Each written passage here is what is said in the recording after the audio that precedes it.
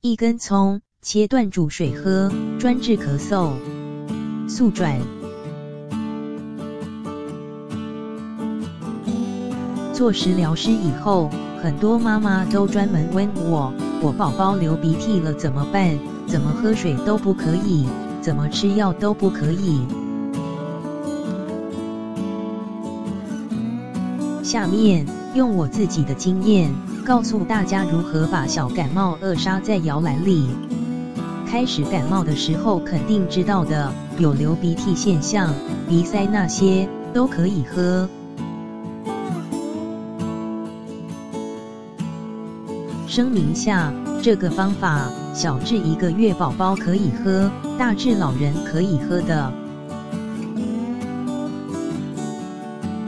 准备香葱。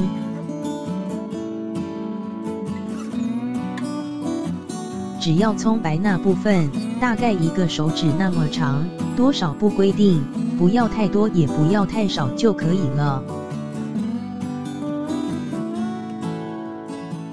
后是2碗水，大概这么多的2碗就好了。放到锅里，把葱白也放进去。然后是冰糖，冰糖可放可不放，我儿子要喝甜的，所以我放了冰糖调味，比较小的宝宝可以不放。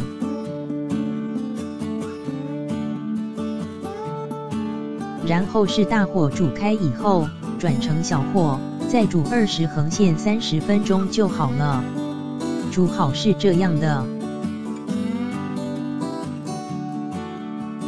我儿子如果起来鼻塞，我都会马上煮给他喝，第2天立马好了。或者起来的时候有鼻涕，或者是打喷嚏的时候有鼻涕，都可以喝的。家有感冒宝宝，宝妈立马做起来哈。还有什么问题问我哈。